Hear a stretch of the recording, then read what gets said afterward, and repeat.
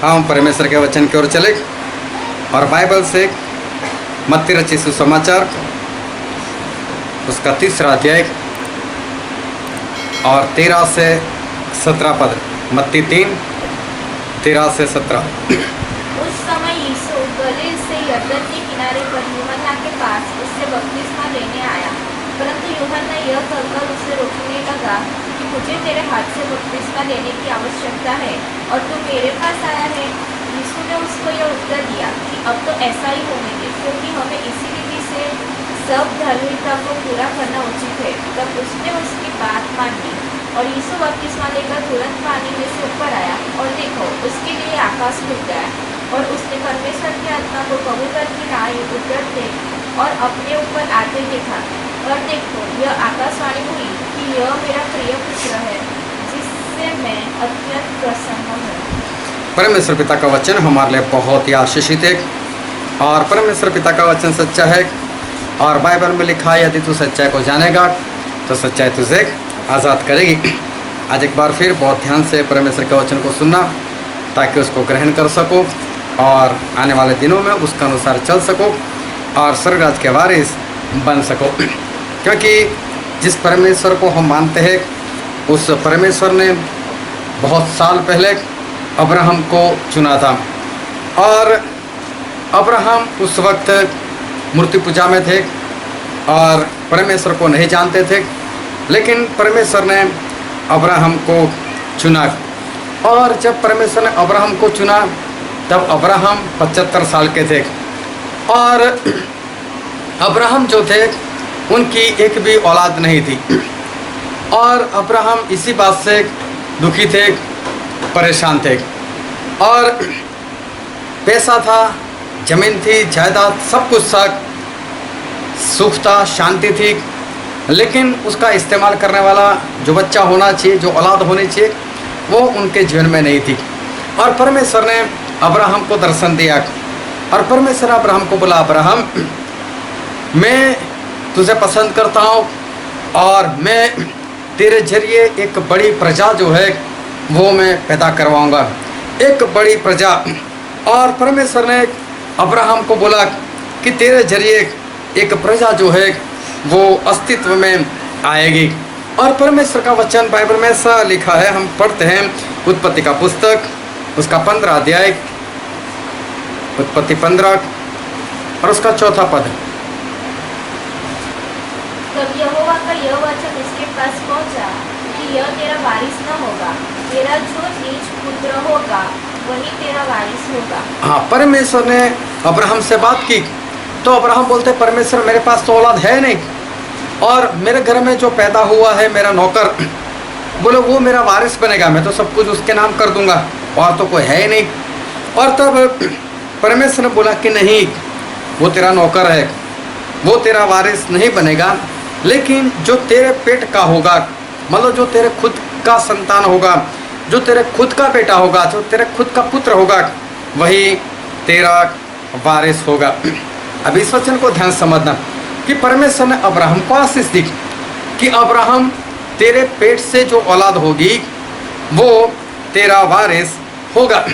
और फिर चलते चलते ऐसा हुआ कि अब्राहम को उसकी जो दासी थी हाजिरा, उससे एक संतान हुआ जिसका नाम था इश्माइल। और इश्माइल जो है वो भी अब्राहम के पेट की औलाद थे। उसके बाद सारा जो थी, सारा से भी एक बेटा हुआ जिसका नाम रखा इसहाक। और इसहाक जो है वो भी अब्राहम के पेट की संतान वो था। लेकिन जब इसहाक पैदा हुआ और इसहाक पैदा होने के बाद जब उसको दूध छुड़वाया और तब अब्राहम ने पार्टी रखी। उस पार्टी के दौरान ऐसा हुआ, हम बाइबल में पढ़ते हैं उत्पत्ति उसका 21वां अध्याय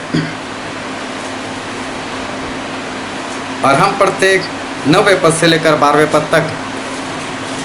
तब सारा को मिस्री हाजिरा का पुत्र जो इब्राहिम से उत्पन्न हुआ था हंसी करता हुआ देख पड़ा, सो इस कारण उसने इब्राहिम से कहा, इस दासी को पुत्र सहित बरबस निकाल दे, क्योंकि इस दासी का पुत्र मेरे पुत्र इसहाक के साथ घाती न होगा। यह बात इब्राहिम को अपने पुत्र के कारण बुरी लगी। तब परमेश्वर ने इब्राहिम से कहा, उस लड़के और अपनी दासी के कारण तुझे बुरा न लगे। जो बात सारा तुझसे कहे उसे मान, क्योंकि जो तेरा वंश कहलाएगा सो इसहाक ही से चलेगा।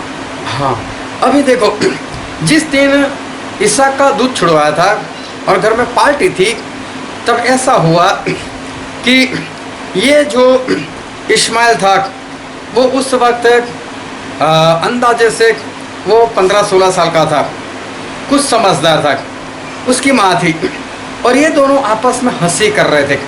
हंसी करना मतलब किसी की बातों के ऊपर हंसना, किसी का मजाक उड़ाना, किसी का ठट्ठा कर रहा। और ये हाजिरा और ये इस्माइल, ये दोनों माँ बेटे मिलकर ये इसहाक और हो सकता है उसकी माँ सारा उनकी हंसी कर रहे, कुछ चेष्टाबाजी कर रहे, कुछ ठट्ठा कर रहे। और ये बात सारा ने देख ली। जैसे ही सारा ने देखा, सारा ने अब्राहम को बोल दिया कि अब्राहम, ये वारिस नहीं बनेगा, इसको निकाल दो, बोले यहाँ से। तो अब्राहम को ये बात अच्छी नहीं लगी। बोले ये भी तो मेरा बेटा है, मैं इसको कैसे निकाल दूँ। और जिस तरह से मैं वचन पढ़ा तो परमेश्वर आया अब्राहम के पास और परमेश्वर ने क्या बोला, जैसे तेरी पत्नी सारा कहती है वैसे ही तू कर, क्योंकि तेरी अंश जो है इसहाक से कहलाएगी, मतलब इस्माइल नहीं। लेकिन उससे पहले हमने पढ़ा 15 अध्याय, तो वहाँ पर ऐसा लिखा है, परमेश्वर ने ऐसा बोला कि अब्राहम तेरे पेट से जो बेटा होगा वो तेरा वारिस होगा। तो चाहे हाजिरा से, लेकिन है तो अब्राहम के ही पेट से इस्माइल, तो फिर वो वारिस बनना चाहिए।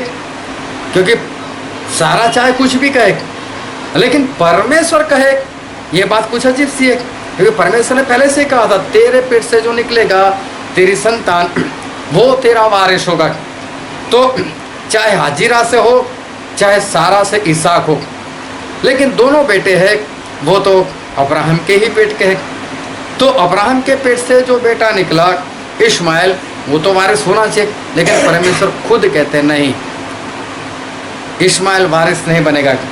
बोले जैसे तेरी पत्नी सारा कहती है वैसे ही तू काम कर और इस्माइल को यहाँ से निकाल दे। और अगर हम आगे पढ़े तो वहाँ पर लिखा भी है कि उन दोनों को माँ बेटे को वहाँ से निकाल दिया गया। अभी इसहाक हुए तो इसहाक के और 2 बेटे हुए, एक था एसाव और दूसरा था याकूब। उनके भी 2 बेटे हुए। अभी इसहाक जो है वो अब्राहम के बेटे, अभी जितने भी बेटे होंगे वो सारे अब्राहम के ही है। क्योंकि बाप के बाप के बाप के बाप के नाम का नाम अगर लिखने जाओ तो अब्राहम आएंगे। इसहाक से चाहे कितने भी बेटे बेटे बेटे बेटे होते ही रहे, लेकिन आखिर में अब्राहम का नाम आएगा। अभी जितने भी है वो सारे वारिस बनने चाहिए अब्राहम के। लेकिन पहले एक इस्माइल को निकाल दिया। उसके बाद में जब इसहाक के 2 बेटे हुए तो बाइबल में ऐसा लिखा है, हम पढ़ते हैं उत्पत्ति का पुस्तक और उसका 25वां अध्याय। और वहाँ पर अब्राहम जो है एक शादी और करते हैं और हम पढ़ते हैं उत्पत्ति उसका 25वां अध्याय और उसका 1 से 6 पद पढ़ दो। तब इब्राहिम ने एक और पत्नी ब्याह ली जिसका नाम कतूरा था, और उससे जिम्रान, योक्सान, अदना, मिद्यान, यिशबा और सूर उत्पन्न हुए। और योक्सान से सबा और ददान उत्पन्न हुए। और ददान के वंश में असूरी, लतूसी और लुमी लोग हुए। और मिद्यान के पुत्र एपा, एपेर, हनोक, अबीदा और एल्दा हुए। से सब कतूरा के संतान थे। इसहाक को तो इब्राहिम ने अपना सब कुछ दिया और अपनी रखेलियों के पुत्रों को कुछ कुछ देकर अपने जीते जी अपने पुत्र इसहाक के पास से पूरब देश में भेज दिया। देखो क्या किया अब्राहम ने, बाकी के जितने भी बच्चे हुए वो भी तो अब्राहम के ही थे। अब्राहम ने सभी को कुछ कुछ दिया और दूर कर दिया, बोले भागो यहाँ से। जिस तरह से इसहाक को सब कुछ दिया, इस तरह से इनको वारिस नहीं बनाया। जबकि परमेश्वर ने बोला था कि तेरे पेट से जो होगा वो तेरा वारिस होगा। लेकिन बहुत सारे बच्चे थे कटूरा के, लेकिन सभी को अब्राहम ने कुछ कुछ देकर वो वहाँ से उसको निकाल दिया, ये भी वारिस नहीं बने। उसके बाद इसहाक जो है वो तो वारिस था ही। तो अभी इसहाक से जितने भी बेटे हो और उनके भी जितने बेटे हो वो सारे अब्राहम के वारिस होने चाहिए। लेकिन बाइबल में हम पढ़ते हैं तो वहाँ पर ऐसा लिखा है, उत्पत्ति का पुस्तक उसका 25वां अध्याय और पढ़ो तो उसका 22 और 23 पद। और लड़के उसके गर्भ में आपस में लिपट के एक दूसरे को मारने लगे। तब उसने कहा, मेरी जो ऐसी ही दशा रहेगी तो मैं क्यों कर जीवित रहूंगी? और वह यहोवा की इच्छा पूछने को गई। तब यहोवा ने उससे कहा, तेरे गर्भ में 2 जातियां हैं और तेरी कोख से निकलते ही 2 राज्यों के लोग अलग अलग होंगे और एक राज्य के लोग दूसरे से अधिक सामर्थ्य होंगे और बड़ा बेटा छोटे के अधीन होगा। बड़ा बेटा छोटे के अधीन होगा। अब ये बात इंसान को नहीं दिखाई देती, रिबका को भी नहीं दिखाई देती। उसके अंदर 2 बच्चे थे, जुड़वा थे, वो दोनों अंदर ही लड़ने लगे। और ज़्यादातर तो लोग ऐसा समझते हैं कि बच्चे को 4-5 साल तक हो जाए तब तक उसको कुछ समझ में नहीं आता है, उसको कुछ पता नहीं चलता है। हम भी देखो कि याद करो 2 साल के थे तब क्या कर रहे थे, किसी को कुछ भी याद नहीं। 1 साल के थे तब क्या कर रहे थे, कुछ भी याद नहीं। 3 साल के थे क्या कर रहे थे, कुछ भी याद नहीं। हाँ, अगर याद रहता है तो कौन सा याद रहता है, जब स्कूल में जाते हैं, और वो भी पूरा नहीं, उसमें कुछ कुछ याद होता है। हाँ, मैं स्कूल में गया था, ऐसा हुआ था, वैसा हुआ था। लेकिन बहुत छोटा होता है तो उसको पता नहीं चलता है। लेकिन बाइबल में लिखने के अनुसार बच्चे को बहुत पहले अकल होती है, बहुत पहले उसमें ज्ञान होता है। और ये दोनों बच्चे अभी तो माँ के पेट में थे और वहाँ ही लड़ाई हो गई उनकी। दोनों आपस में लड़ने लगे, मैं पहले, मैं पहले, मैं पहले, और दोनों जो है वो आपस में लड़ने लगे। अभी अंदर जो हो रहा है तो उसकी माँ को फील हो रहा है कि अंदर कुछ हो रहा है, उसको परेशानी हो रही है। बोले तो शादी के 20 साल के बाद मैं गर्भवती हुई और अभी जो बच्चे हो रहे हैं मालूम नहीं उसमें क्या हो रहा है, मेरे पेट में क्या, मैं जिंदा कैसे हूँ। उसको बहुत परेशानी हुई होगी। वो परमेश्वर के पास गए, परमेश्वर क्या हो रहा है, हमने तो आपसे प्रार्थना की थी, आपने बच्चे दिए, तो क्या हो रहा है। तो परमेश्वर को तो सब कुछ दिखाई देता है। तो परमेश्वर ने बोला अंदर लड़ाई हो रही है, 2 बच्चे लड़ रहे हैं। और परमेश्वर ने पहले ही बोल दिया जो बड़ा आएगा ना वो छोटे का दास बनेगा, वो उसके अधीन होगा। क्यों परमेश्वर ने ऐसा बोल दिया? क्योंकि परमेश्वर ने पहले से अंदर देख लिया, जो पहले पैदा होने वाला था उसको मारकर जो बाद में पैदा होने वाला था वो पहले आ रहा था। ये लड़ाई परमेश्वर ने पहले ही देख ली और इसलिए परमेश्वर ने पहले ही बोला जो बड़ा होगा वो छोटे का दास बन जाएगा, मतलब वो श्रापित होगा। और पहला पैदा हुआ एसाव, उसके बाद याकूब। सही में याकूब को पहले आना था, लेकिन मार कर ये एसाव जो पहले पैदा हो गया। अंदर से ही परमेश्वर ने इसके काम को देख लिया। परमेश्वर ने उसको भी अब्राहम की संतान होने से बाहर निकाल दिया, उसको भी वारिस नहीं बनाया। परमेश्वर ने देखो, उसके बाद परमेश्वर ऐसा बोलते हैं मैं इज़राइल का परमेश्वर, और इज़राइल मतलब याकूब, याकूब का नाम परमेश्वर ने इज़राइल रखा। तो परमेश्वर ने अब्राहम को ऐसा बोला था उत्पत्ति 15:4 में कि मैं तुझे और तेरे संतान को आशीष दूंगा, तेरा संतान जो है वो तेरा वारिस होगा। लेकिन इस्माइल को वारिस नहीं बनने दिया। कटुरा से जितने बच्चे पैदा हुए उनको वारिस नहीं बनाया। फिर इसहाक से 2 बेटे हुए, उसमें से भी जो एसाव थे वो एसाव को भी परमेश्वर ने वारिस जो है वो वारिस नहीं बनाया। कैसी बात है, परमेश्वर ने क्या बोला और देखो हुआ क्यों परमेश्वर ने एसाव और इस्माइल को निकाल दिया अब्राहम की संतान होने से। क्यों परमेश्वर ने इस्माइल और एसाव को अब्राहम का वारिस परमेश्वर ने नहीं बनाया या तो नहीं बनने दिया। ये दोनों जो थे वो अब्राहम के ही बेटे थे, दोनों अब्राहम के बेटे थे। लेकिन फिर भी परमेश्वर ने इस्माइल और अदोम या तो एसाव उसको क्यों निकाल दिया, उनको क्यों परमेश्वर ने वारिस नहीं बनाया। बहुत ध्यान समझना, ये दोनों अब्राहम के ही संतान थे, अब्राहम के ही बेटे थे। लेकिन अब्राहम जो थे वो अब्राहम कैसे थे? जब परमेश्वर ने अब्राहम को बोला कि अब्राहम तू निकल, सब कुछ छोड़कर निकल, तो अब्राहम सब कुछ छोड़कर भाग निकले। उनके साथ साथ लूत भी निकले, और लूत जो थे वो अब्राहम के भतीजे थे। अभी लूत के पास कुछ नहीं था, लेकिन अब्राहम जो थे वो आशीषित थे, अब्राहम के पास बहुत कुछ था। और लूत जो है वो अब्राहम के साथ निकले, और अब्राहम के साथ रहने से लूत को भी बहुत आशीष मिली, और लूत के भी भेड़ बकरियां जो थी, पशु जो थे वो बहुत बढ़ गए। अभी एक दिन क्या हुआ कि उनके जो चराने वाले थे, चरवाहे, वो आपस में लड़ाई करने लगे, और आपस में लड़ाई करने लगे तो अब्राहम को पता चला कि मैं और लूत लड़ाई नहीं करते, और हमारे जो चरवाहे वो आपस में लड़ाई करते। तो अब्राहम लूत के पास गए, और हम बाइबल में पढ़ते उत्पत्ति का पुस्तक, उसका 13वां अध्याय और उसका 8 और 9 पद। उत्पत्ति 13, 8 और 9।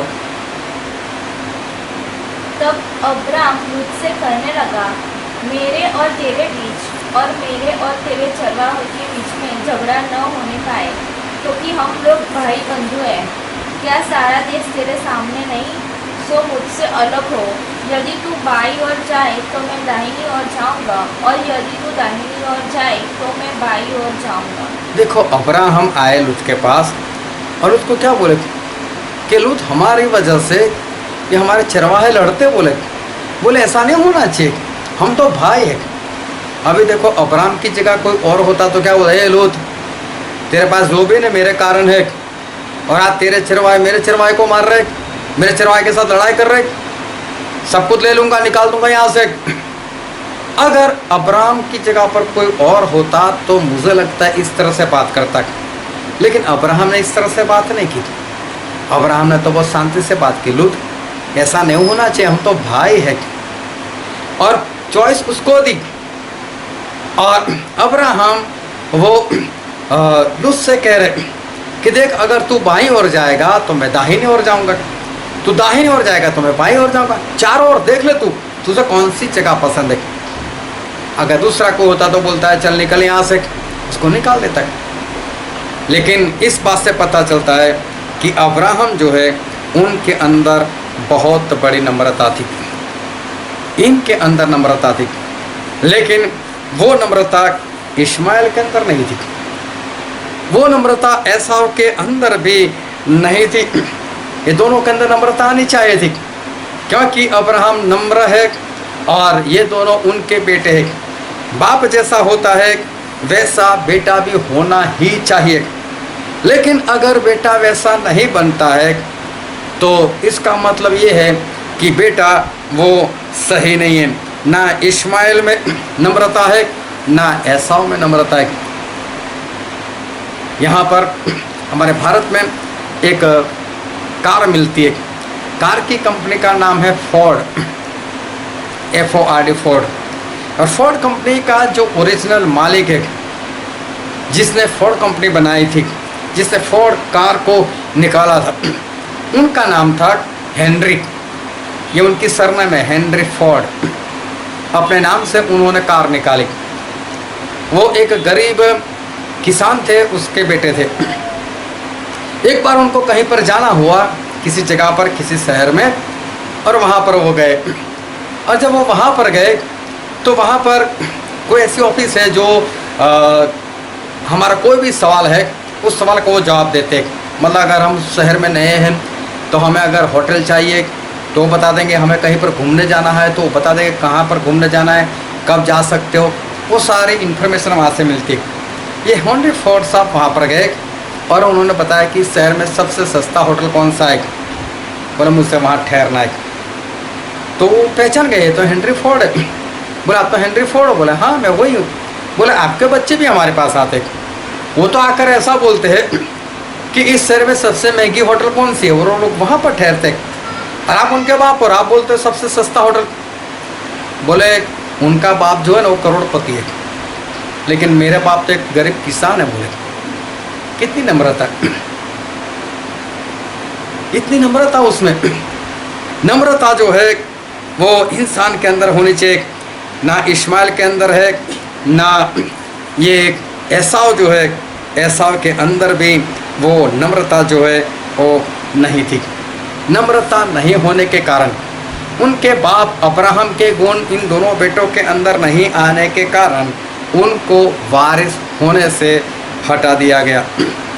उनको वारिस होने से हटा दिया गया। उनको ना आशीष मिली, ना उनको वारिस बनाया गया।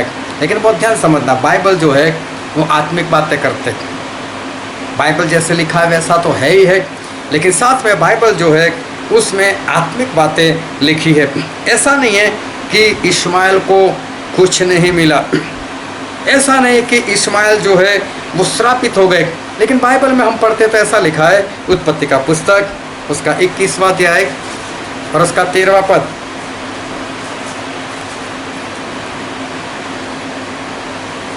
दासी के पुत्र से भी मैं एक जाति उत्पन्न करूंगा, इसलिए कि वह तेरा वंश है। हाँ, परमेश्वर ने ये इस्माइल के लिए बोला कि वो भी अब्राहम की संतान है, तो बोले मैं उसको आशीष तो दूंगा, उसको मैं बहुत बढ़ाऊंगा। और देखो आज भी इस्माइल की जो अंश है, अरब लोग, देखो उनके पास तेल के कुएं पड़े हैं, सभी लोग पैसों में धनवान है, धनवान देश है सर। आज भी उनके पास ये परमेश्वर की आशीष जो है वो उनके पास तो है। और उसके 33वें अध्याय में लिखा है, उत्पत्ति उसका 33वां अध्याय। और जब याकूब अपने मामा के पास से अपनी पत्नियों को लेकर, अपने बच्चों को लेकर जब वापस अपने देश में आते हैं, और तब एसाव अपने भाई से भेंट करते हैं और अपने भाई को कुछ देते हैं, तो वहाँ पर ऐसा लिखा है, उत्पत्ति उसका 33वां अध्याय उसका 9वां पद। एसाव ने कहा, हे मेरे भाई, मेरे पास तो बहुत है, जो कुछ तेरा है सो तेरा ही है। हाँ, जब याकूब ने बहुत भेंट दी तो एसाव क्या बोलते हैं, मेरे पास बहुत है। इसका मतलब संसार की आशीष तो इसको भी बहुत मिली, एसाव के पास भी बहुत कुछ था। तो ऐसा नहीं था कि इस्माइल वो श्रापित हो गए और उनके पास कुछ नहीं रहा, या गरीब हो गए, ऐसा नहीं है, या एसाव को भी कुछ नहीं मिला, ऐसा नहीं है। दोनों के पास आशीष तो थी, दोनों को परमेश्वर ने बहुत कुछ दिया था। लेकिन फिर भी बहुत ध्यान समझना, बेटे बेटे में अंतर होता है। माता पिता जो होते उनका अपना एक खास बेटा या खास बेटी पक्का होते। ये सब तो सिर्फ बातें हैं कि माता पिता ऐसा बोल देते हैं कि 5 उंगलियां जो है वो एक समान ही है। ऐसा होता नहीं है, सिर्फ बातें करते हैं माता पिता। फिर बोलेंगे कौन सी उंगली काटो तो खून नहीं निकलेगा। ये तो सिर्फ कहावतें है, नहीं तो ऐसा होता ही है। नहीं तो क्यों माता पिता किसी एक को घर से निकाल देते और बाकी लोगों, बाकी बच्चों को अपने घर में रखते। मुझे निकाल दिया गया था घर में से, बाकी के बच्चे को नहीं निकाला था। इसका मतलब क्या होता है? ऐसा माता पिता उनके जीवन में ऐसा होता है कि कोई उनका खास बेटा या खास बेटी जो है वो उनका होता है। अगर ऐसा नहीं होता तो क्यों एक को माता पिता पैसा देते जा तू घर बना ले और दूसरे को कुछ देते भी नहीं है? क्यों ऐसा? क्योंकि माता पिता जो है वो ऐसा रखते हैं कि उनको एक बच्चा होता है, वो खास होता है। सिर्फ सांसारिक माता पिता की मैं बात नहीं कर रहा, मैं आत्मिक माता पिता की भी बात करता हूँ, जो अपने आप को आत्मिक बोलते हैं। ऐसे माता पिता के बारे में भी ऐसा होता है। अभी बहुत ध्यान समझना, उत्पत्ति में ऐसा लिखा है, उत्पत्ति का पुस्तक उसका 37वां अध्याय 37 और उसका 3रा पद। और इज़राइल अपने सब पुत्रों से बढ़के यूसुफ से प्रीति रखता था। हाँ, याकूब की बात कर रहे, इज़राइल की बात करिए तो पूरा आत्मिक था। वो भी अपने सारे बच्चों को छोड़कर यूसुफ से ज़्यादा प्रेम रखते थे। बच्चे भी ध्यान से सुनना और माता पिता भी ध्यान से सुनना कि आत्मिक माता पिता में भी ऐसा होता है, ये मेरा खास। और याकूब के बारे में ऐसा लिखा है कि वो यूसुफ के ऊपर सबसे ज़्यादा प्रेम जो है वो रखते थे। और उत्पत्ति में पढ़ते उसका 25वां अध्याय और उसका 28वां पद। और ईसाक तो एसाव के अरहेर का मांस खाया करता था, इसलिए वह उससे प्रीति रखता था, पर रिबका याकूब से प्रीति रखती थी। हाँ देखो, ईसाक जो थे वो तो एसाव को प्रेम करते थे, और रिबका जो थी वो किससे प्रेम करती थी? वो तो याकूब से प्रेम करती थी। ये लोग भी आत्मिक थे, लेकिन उनके अंदर भी जो था वो ऐसा होता था। लेकिन बहुत ध्यान समझना, आत्मिक माता पिता के अंदर कुछ अंतर होता है। आत्मिक माता पिता अगर किसी को ज़्यादा प्रेम करते हैं उसमें कुछ अंतर होता है, और आत्मिक माता पिता जो होते हैं वो कभी बच्चों में पक्ष नहीं करते। लेकिन अगर फिर भी कुछ होता है तो समझ लो वो बच्चों के चाल चलन के ऊपर निर्भर करता है। बच्चे कैसे हैं उसके ऊपर होता है। और हम बाइबल में पढ़ते हैं उत्पत्ति उसका 37 उसका दूसरा पद। और याकूब के वंश का वृत्तांत यह है कि यूसुफ 17 वर्ष का होकर भाइयों के संग भेड़ बकरियों को चराता था, और वह लड़का अपने पिता की पत्नी बिल्हा और झिल्पा के पुत्रों के संग रहा करता था, और उनकी बुराइयों का समाचार अपने पिता के पास पहुंचाया करता था। हाँ, ये सब क्या करते थे कि बाकी के भाइयों जो बुरे काम करते थे उसकी खबर पिता को दे देते थे। अगर खुद बुरे काम करते तो कंप्लेन करते, तो कंप्लेन नहीं कर सकते थे। और बाकी के बच्चे का भी बोलते नहीं यूसुफ भी ऐसा है, तो फिर उसका बाप उसको ही प्रेम करेगा ना ज़्यादा। जब बाकी के लोग सही से चलते नहीं है और ये सब सही से चल रहा है तो बाप तो फिर उसी को प्रेम करेगा। तो ऐसा होता है कि आत्मिक माता पिता भी पक्ष करते हैं, लेकिन पक्ष करने का कारण होता है कि अगर बच्चे में किसी बच्चे का चाल चलन सबसे ज़्यादा अच्छा हो तो फिर पक्ष करेंगे ही करेंगे। ये सांसारिक माता पिता की बात नहीं है, ये आत्मिक माता पिता की बात है। तो इस तरह से ऐसा होता है।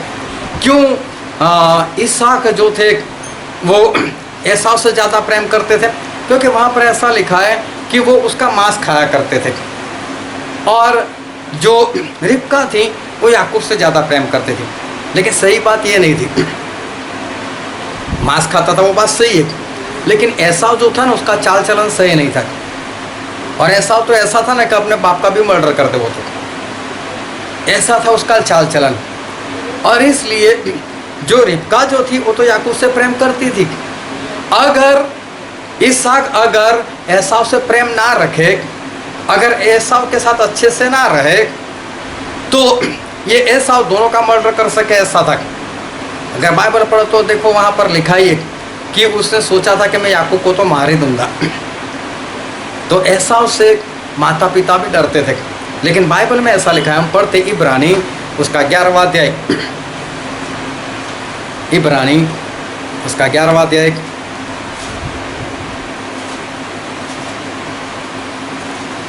और उसका 20वां पद। विश्वास ही से इसहाक ने याकूब और एसाव को आने वाली बातों के विषय में आशीष दी। हाँ, विश्वास से इसहाक ने याकूब और एसाव को आशीष दी।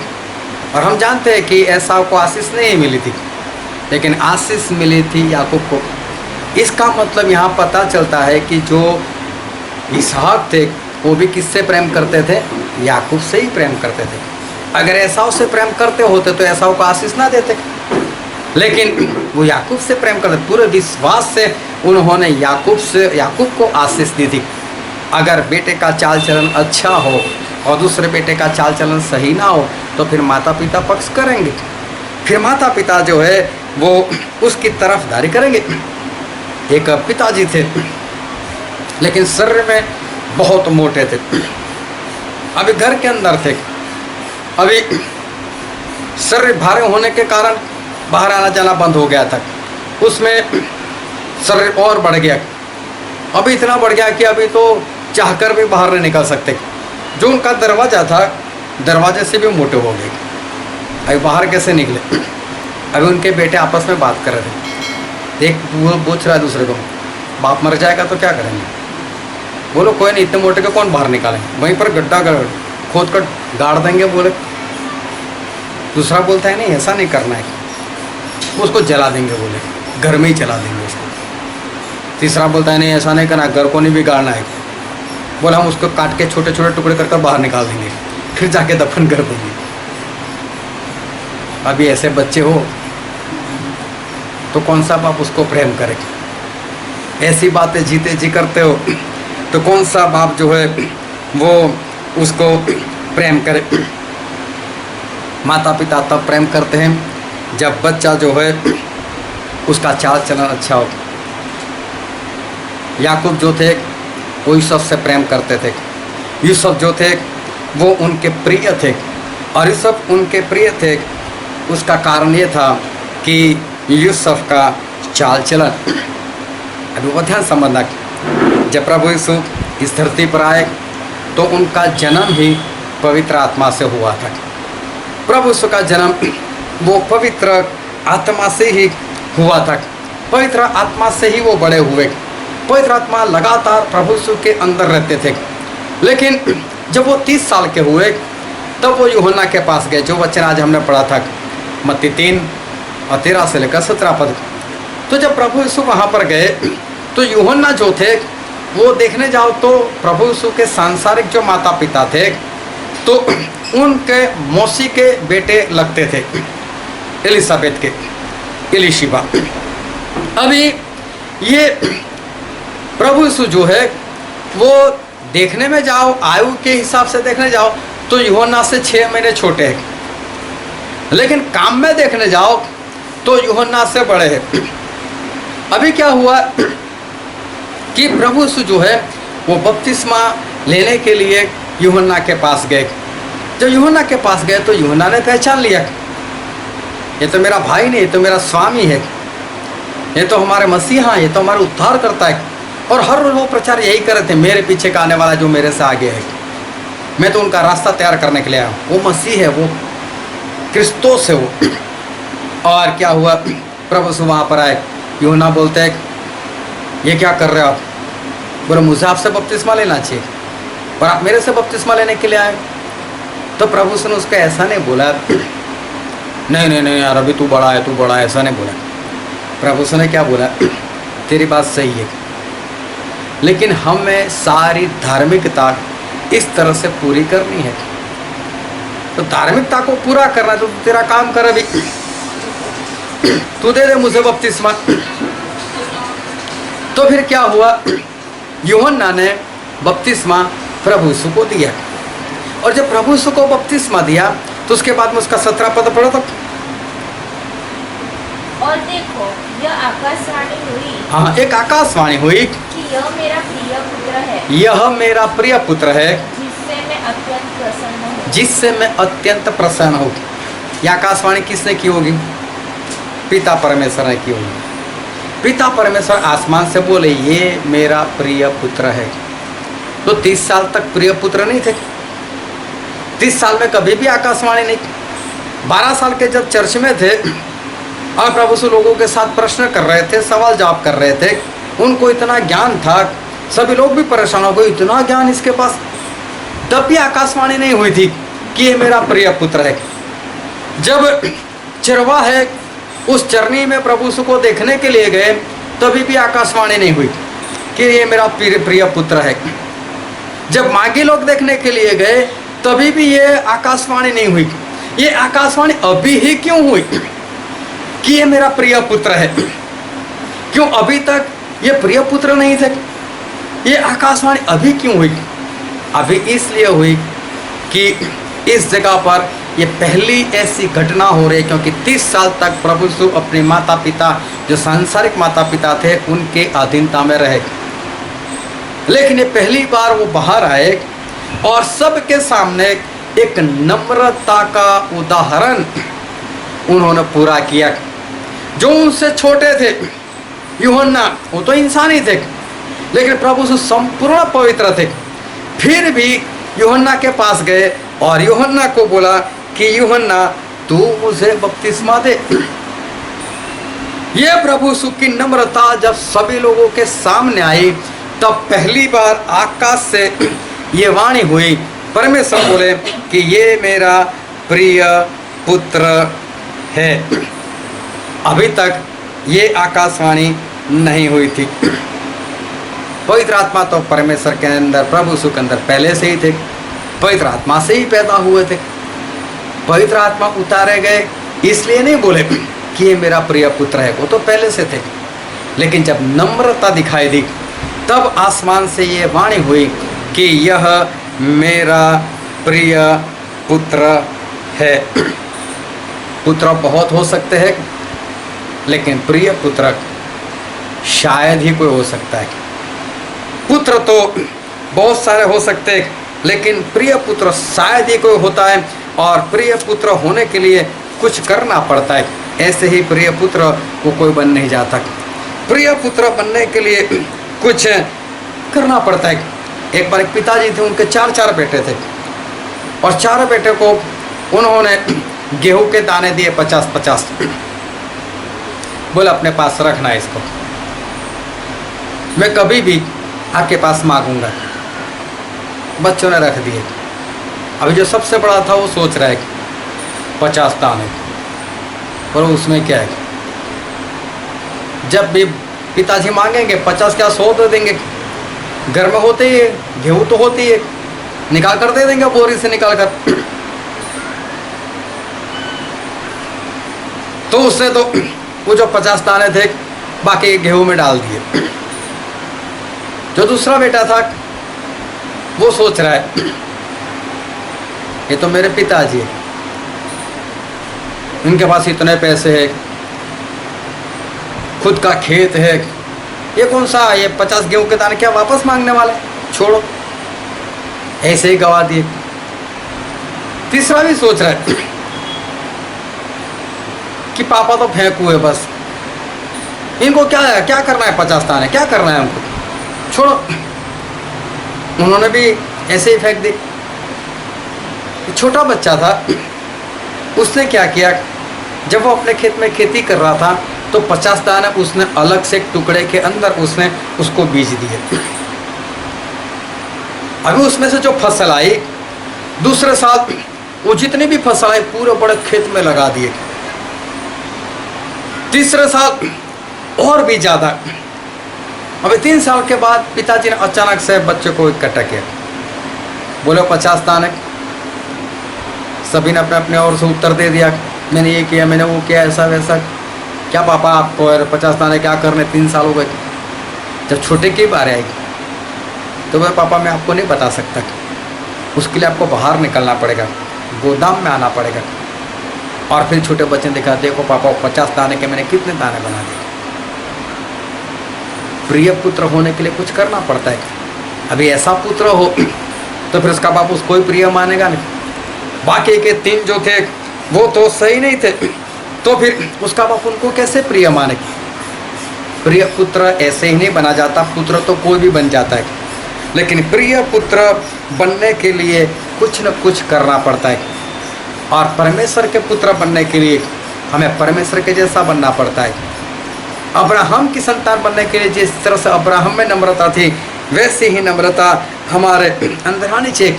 प्रभु के अंदर नम्रता थी तो आसमान से आकाशवाणी हुई कि ये मेरा प्रिय पुत्र है।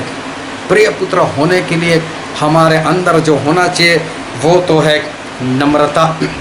हमारे अंदर नम्रता होना चाहिए। लोग तो ऐसे ही बोल देते कि हम परमेश्वर के पुत्र, हम परमेश्वर की संतान, हम परमेश्वर की संतान। ऐसे बोलने से हम परमेश्वर की संतान नहीं हो सकते, क्योंकि रोमन में ऐसा लिखा है, रोमी 8 उसका 9वां अध्याय, रोमिया 9 और पढ़ो तो 6 पद से 6, 7, 8। परंतु यह नहीं कि परमेश्वर का वचन टल गया, इसलिए कि जो इज़राइल के वंश है, जो इज़राइल के वंश है वे सब इज़राइली नहीं।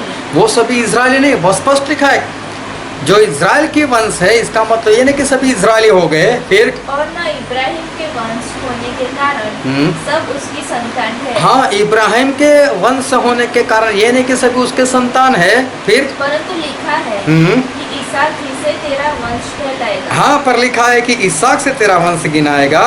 अर्थात शरीर की संतान परमेश्वर की संतान नहीं, शरीर की संतान मतलब परमेश्वर की संतान नहीं, परंतु प्रतिज्ञा के संतान वंश गिने जाते हैं। लेकिन प्रतिज्ञा की संतान मतलब जिसके बारे में परमेश्वर ने बोला है, जो वचन से पैदा होता है, वो ही परमेश्वर की संतान है। प्रभु यीशु के अंदर वचन थे। प्रभु यीशु 12 साल के थे तभी सवाल जवाब कर रहे थे, लेकिन जब प्रभु यीशु 30 साल के हो गए और जब उन्होंने अपनी नम्रता सभी लोगों को दिखाई, तब आकाशवाणी हुई कि ये मेरा प्रिय पुत्र है। जब तक नम्रता नहीं दिख रही थी, या तो नम्रता प्रभु से दिखाई नहीं थी, या तो जाहिर में ये हुआ नहीं था, तब तक ये आकाशवाणी नहीं हुई थी। ऐसा नहीं था कि इससे पहले परमेश्वर प्रभु यीशु में नम्रता नहीं थी, लेकिन जाहिर में यह पहली बार हुआ कि प्रभु यीशु जाहिर में बाहर आए और जाहिर में नम्रता दिखाई, और तब पहली बार जो है वो आकाशवाणी हुई कि ये मेरा प्रिय पुत्र है। उससे पहले ये वाणी नहीं आई थी।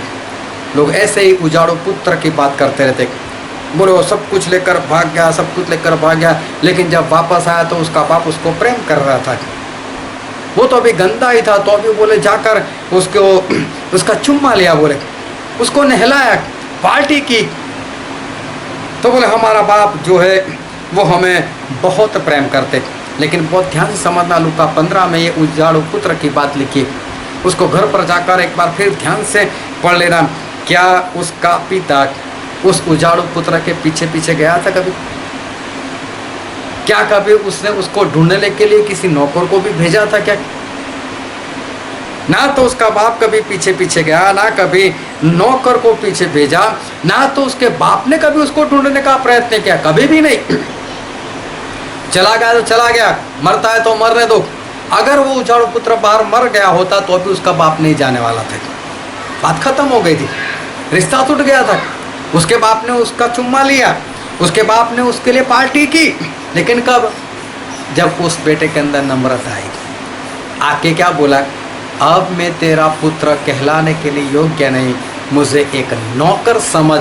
तब उसके बाप ने चुम्मा लिया, तब उसके बाप ने उसको एक बेटा बनाकर रखा, नौकर नहीं बनाया। तब उसके बाप ने पार्टी की।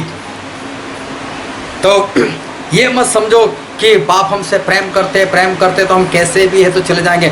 स्वर्ग में कोई कचरा नहीं इकट्ठा करने वाले हमारे परमेश्वर, वो कचरा इकट्ठा करने के लिए नहीं है। स्वर्ग जो है वो अति सुंदर है, बस लोगों को ये दिखाई देता है कि उसके बाप ने उसको अंगूठी पहनाई, उसके लिए पार्टी की, लेकिन कब किया?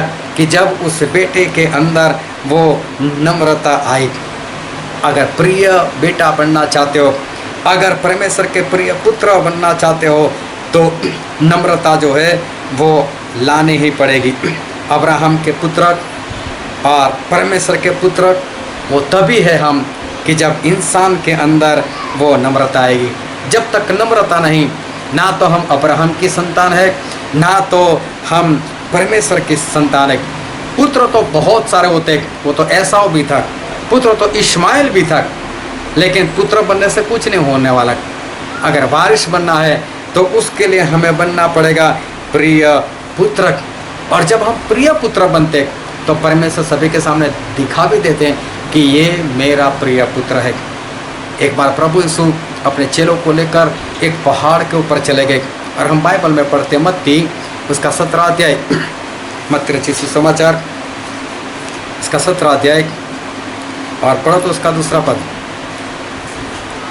और उनके सामने उसका रूपांतर हुआ। हाँ, प्रभु उसका रूपांतर हो गया, और उसका मुंह सूर्य की नाई चमका। हाँ, प्रभु उसका जो मुंह था वो सूरज की नाई चमकने लगा, और उसका वस्त्र ज्योति की नाई उजला हो गया। और प्रभु उसके वस्त्र जो है वो ज्योति के नाई उजले हो गए। और पतरस, यूहन्ना और याकूब की आंखें फटी रह गई। बोले ये क्या? हम जिसको गुरु मानते, हम जिसको मसीहा मानते, वो ऐसे है, इनके कपड़े ऐसे हैं, इनका जो मुंह है वो सूरज के समान है। और फिर आगे पढ़ो तो उसका 5वां पद। वह बोल ही रहा था कि देखो, एक उजले बादल ने उन्हें छा लिया, और देखो उस बादल में से यह शब्द निकला, कि यह मेरा प्रिय पुत्र है जिससे मैं प्रसन्न हूँ। हाँ, एक बार फिर आकाशवाणी हुई। अगर हम प्रिय पुत्र है तो परमेश्वर लोगों को भी बताएंगे, लोगों को बताएंगे, देख तेरे पास आ रहा है वो मेरा प्रिय पुत्र है। अगर आप में नम्रता है तो परमेश्वर लोगों को भी जाहिर करेंगे कि देखो इसमें है नम्रता, और लोगों को बताएंगे कि ये मेरा प्रिय पुत्र है। परमेश्वर पक्का बताएंगे, परमेश्वर अपना महिमा उस बेटे के अंदर करेंगे, क्योंकि पहले पत्रस में भी लिखा है, पहला पत्रस उसका 5वां अध्याय उसका 6वां पद। इसलिए परमेश्वर के बलवंत हाथ के नीचे दीनता से रहो। दीनता से रहो मतलब नम्रता से रहो, जिससे वह तुम्हें उचित समय पर बढ़ाए। जिससे परमेश्वर उचित समय पर तुम्हें बढ़ाए। परमेश्वर बोलते हैं कि नम्रता को धारण करो तो परमेश्वर आपको बढ़ाएंगे। अगर नम्रता आएगी तो परमेश्वर लोगों के आगे बताएंगे कि ये बहुत ऊंचा और मेरा प्रिय पुत्र है। अगर हमारे अंदर नम्रता तो ही हम अब्राहम की संतान, अगर हमारे अंदर नम्रता तो ही हम परमेश्वर की संतान, और सही में अगर हमारे अंदर नम्रता है तो परमेश्वर बहुत लोगों के आगे जाहिर भी करेंगे कि ये मेरा प्रिय पुत्र है। अब हमारी महिमा करेंगे और परमेश्वर हमको ऊंचे स्थान के ऊपर ले जाएंगे और लोगों को बताएंगे। और फिर गलाती में लिखा है, गलाती उसका 5वां अध्याय और उसका 22 और 23 पद। पर आत्मा का फल प्रेम, आनंद, मेल, धीरज और कृपा, भलाई, विश्वास, नम्रता और संयम है। यहाँ पर लिखा है नम्रता जो है वो पवित्र आत्मा का फल है। जिसके अंदर पवित्र आत्मा नहीं उसके अंदर कभी भी नम्रता नहीं आ सकती।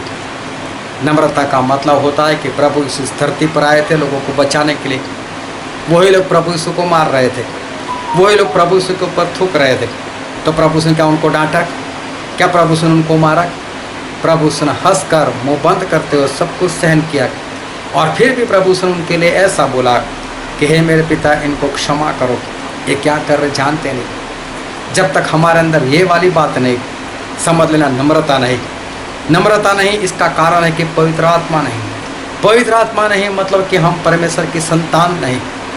पुत्र तो है लेकिन इस्माइल के जैसे, एसाव के जैसे प्रिय पुत्र नहीं। और प्रिय पुत्र तो हम वारिस भी बनेंगे, वरना इस्माइल अब्राहम के वारिस नहीं बने। कटुरा से जितने भी बेटे पैदा हुए उसमें से कोई भी अब्राहम का वारिस नहीं बना। इसहाक से 2 बेटे हुए लेकिन एसाव जो है वो वारिस नहीं बना। वारिस बनने के लिए हमें चाहिए कि हमारे जीवन में हम अब्राहम वाली नम्रता और प्रभु यीशु वाली नम्रता हमारे जीवन में आनी चाहिए। और जब जीवन में हमारे नम्रता आएगी तब हम सिर्फ परमेश्वर के पुत्र नहीं, हम प्रिय पुत्र बनेंगे। और प्रिय पुत्र बनेंगे तो हम अब्राहम के वारिस भी बनेंगे। और अब्राहम के वारिस तो बाइबल में ऐसा लिखा है, हम पढ़ते हैं गलाती उसका 3रा अध्याय उसका 29 पद।